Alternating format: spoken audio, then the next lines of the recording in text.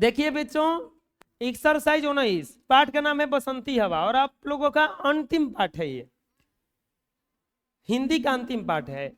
शब्दार्थ बावली, बावली माने होता है पगली, बावली माने पगली।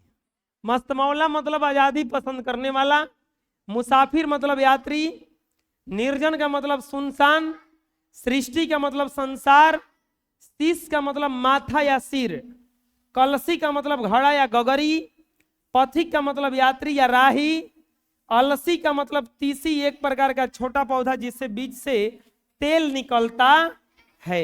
लिख लीजिए। नेक्स्ट, पाठ के प्रश्न और उसके उत्तर। बसंती हवा ने अपने आप को मुसाफिरों से अलग क्यों बताया?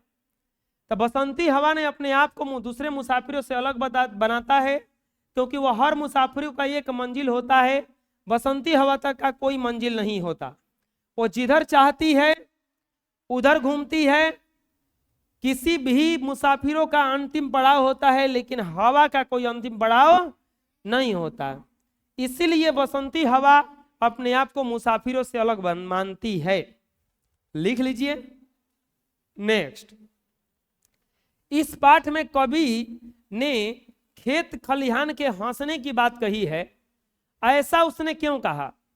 तो इस पाठ में कवि ने खेत खलिहानों में हंसने की बात इसलिए कही है क्योंकि इस समय लहलहाते पौधे, खेत हरे भरे रहते हैं, सरसों में पीले पीले फूल निकल आते हैं, अलसी जिसके के नीचे फूल खिल जाते हैं, बसंती हवा के चलने पर लहलहाते खेत चमचमाती धूप हंसने लगती है, बसंती हवा का स्पर्श पाकर सभी दिशाएं हंस रही हैं। अर्थात पौधे हिलने डुलने से एक अद्भुत दृश्य उपस्थित हो जाता है, इसीलिए कवि ने ऐसी बात कही है। लिख लीजिए।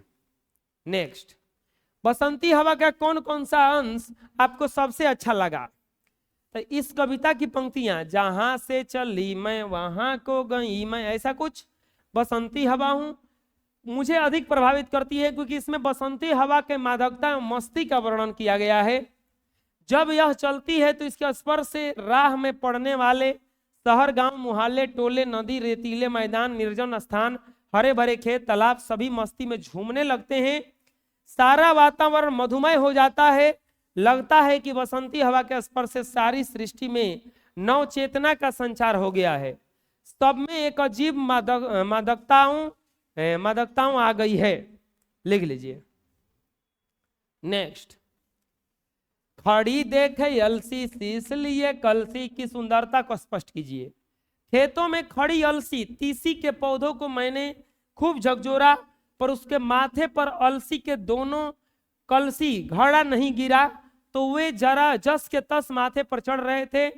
एक प्रकार से मेरी हार थी। इस हार से सबक लेकर मैंने सरसों के फूल को नहीं छुआ, उन्हें मैंने नहीं झकझोरा, नहीं हिलाया। मतलब अलसी का पौधा देखिएगा ऐसा होता है, ऐसा कुछ ऐसा होता है तीसी का पौधा।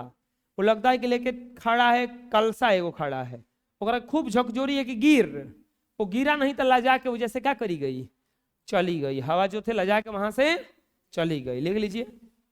नेक्स्ट, आ गया व्याकरण। नीचे दिए गए पदांश में विशेषण को रेखांकित कीजिए। विशेषण को बताना है कि कौन सा है।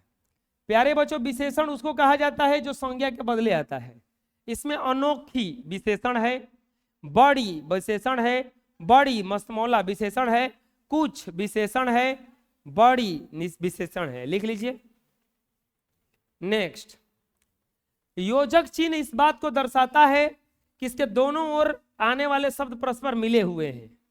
दिन रात, इसी प्रकार और भी शब्द लिखिए, जैसे अच्छा बुरा, अच्छा बुरा, ये दोनों एक दूसरे से मिले हुए हैं। सुख दुख, सुख दुख, राजा रानी, गरीब अमीर, गरीब अमीर, ये सब योजक चिन्ह है।